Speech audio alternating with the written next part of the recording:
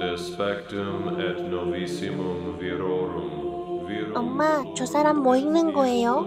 성경이야. 무슨 뜻이에요? 모르겠네, 마틴. 라틴어로 되어 있어. 어,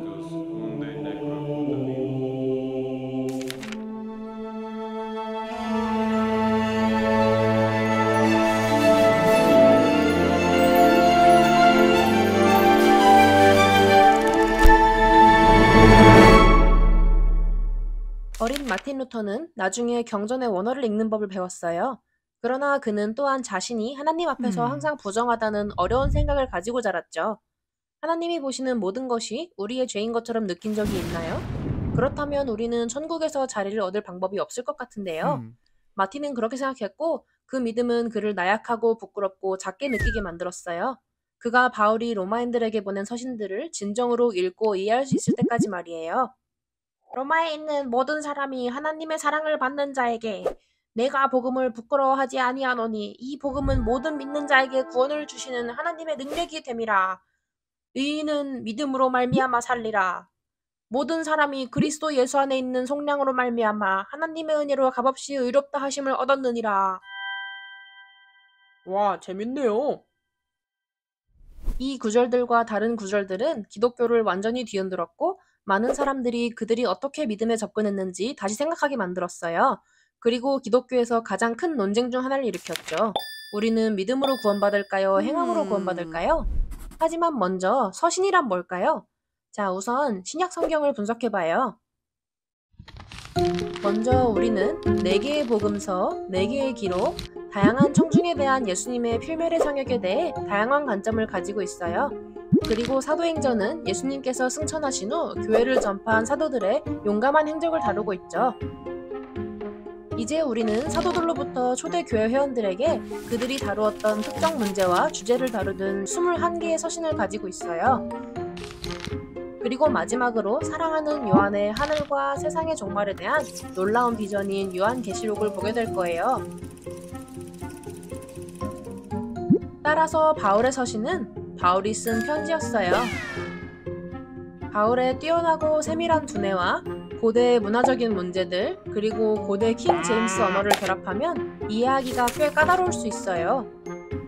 하지만 절대 두려워하지 마세요. 이사야를 이해하기 위한 도구를 기억하시나요? 우리는 바울을 위한 또 다른 멋지고 편리한 도구를 가지고 있어요. 첫째, 예수님과 이사야처럼 바울은 그들이 이야기하는 사람들의 문화에서 많은 예시를 사용했어요. 유대인들에게 보내는 편지에서 그는 구약에 대해 이야기했어요. 그리고 이방인 고린도인들에게는 스포츠에 대해 이야기했어요. 여기 첫 번째 편지에서 바울은 로마에 있는 유대인 기독교인들에게 편지를 쓰고 있었어요. 둘째, 바울은 대답을 찾는 것이 아니라 질문으로 요점을 만드는 수사적인 질문을 많이 했어요. 셋째, 바울은 독자들이 이해한다고 생각하는 아이디어를 설정한 다음 그것을 뒤집어서 진실을 보여줬어요. 넷째, 그는 많은 각도에서 하나의 아이디어를 얻기 위해 많은 구절을 사용했어요. 그러니 그의 모든 의미가 한 줄에 있다고 생각하지 말고 계속 읽으세요. 마지막으로 그리스어, 히브리어 또는 아람어에 능통하지 않다면 성경 번역본을 읽는 거예요. 그리고 사랑스러운 킹 제임스 버전은 오래된 옛날 영어로 기록되어 400년이나 넘게 수백만 명의 사람들이 경전을 접할 수 있도록 도왔지만 이건 바울을 이해하기 더 어렵게 만들 수 있어요. 따라서 이해하기 훨씬 더 쉬울 수 있는 몇 가지 다른 신뢰할 수 있는 버전도 확인하는 것이 좋아요. 자, 이제 큰 논쟁으로 돌아가서 우리는 행함으로 구원을 받을까요? 아니면 믿음으로 구원받을까요? 다시 말해, 우리가 이 삶 이후에 하나님과 함께 살 수 있는 자격은 뭘까요? 하나님의 법에 완벽하게 순종하기 위해 정말 열심히 일함으로써 천국에서 우리의 자리를 얻을 수 있을까요? 아니면 천국은 진정으로 예수님을 믿는 사람들에게 주어지는 하나님의 선물일까요? 먼저 로마서 1에서 6장 사건 파일의 개요부터 시작할게요. 바울은 죄가 얼마나 무서운 것인지, 그리고 하나님의 법을 어기는 것이 얼마나 큰 고통을 가져오는지를 상기시키면서 편지를 시작했어요. 로마서 2장에서 그는 하나님의 심판의 공정함을 찬양했어요. 그리고 우리 중 누구도 율법을 온전히 지킬 수 없기 때문에 율법이 우리를 구원할 수 없다고 담대하게 가르쳤어요. 주변의 소란스러운 이방인들과 자신을 구별하기 위해 전통에 의존하는 로마의 유대인들과 이야기하고 있다는 것을 기억하세요.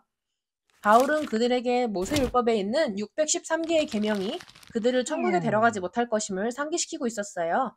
그래서 4장에서 그는 모든 유대인의 족장인 아브라함까지 거슬러 올라가 그의 믿음이 그의 의로움의 기초라고 말했어요. 그런 다음 바울은 더 나아가 예수님의 희생이 어떻게 우리의 의로움의 부족함을 극복했는지 아름답게 선언했어요. 그러나 그것은 우리가 계명을 잊어버린다는 것을 의미할까요? 그럴 수 없느니라는 절대 아닙니다를 의미해요.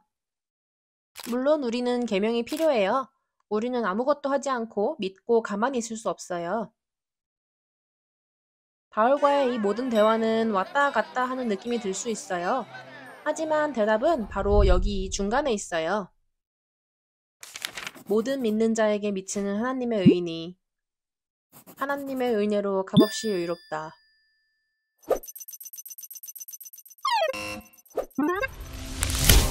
그래서 예수님은 우리에게 그의 의를 주셨나요? 맞아요. 우리를 멀리 가게 하는 건 우리의 최선의 노력이 아니라 주님과 함께 일할 수 있는 겸손한 마음이에요. 하나님의 율법의 요구를 만족시키는 것은 예수 그리스도의 속죄예요. 그것이 왜 그렇게 중요한지 알려면 그럼에도 불구하고 에피소드를 보세요. 은혜는 우리 삶에서 하나님의 속죄의 힘이에요. 예수님을 믿는 우리의 믿음은 그분이 우리 삶의 은혜로 가득 차게 해줘요. 이것이 여러분의 마음을 뛰게 한다면 여러분은 혼자가 아니에요. 사냥꾼 이노스를 기억하나요? 하나님의 용서를 받는 놀라운 기쁨을 느낀 후 그는 다음과 같이 말했어요. 하늘에 계신 아버지, 이것이 어떻게 작용합니까? 그리스도를 믿는 내 믿음으로 말미암아 내 믿음이 너를 온전케 하였느니라. 그럼 믿음이 은혜를 활성화한다면 우리는 어떻게 믿음을 나타내야 할까요? 너희가 나를 사랑하면 내 계명을 지키리라. 계명은 우리가 그리스도께 나아오도록 도와주고 이해하고 원하고 심지어 은혜를 베푸는 사람이 되도록 도와줘요. 예를 들어 우리는 다른 사람을 용서할 때 하나님의 용서의 선물을 중요하게 생각해요. 우리는 사랑할 때 하나님의 사랑을 귀하게 여겨요. 그러므로 우리는 그리스도께 나아오는 우리의 일을 할 수 있고 예수님이 우리를 구원하시는 그분의 일을 하게 할 수 있어요.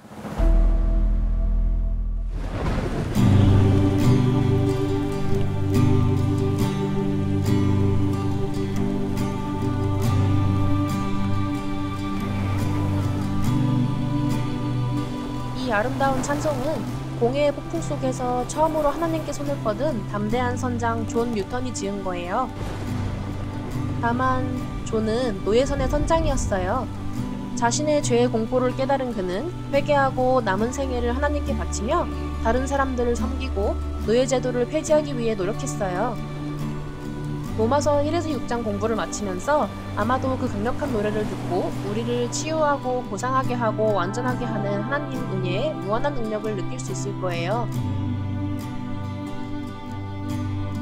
놀라운 은혜, 나 같은 죄인 살리심, 잃었던 생명 찾았고 광명을 얻었네.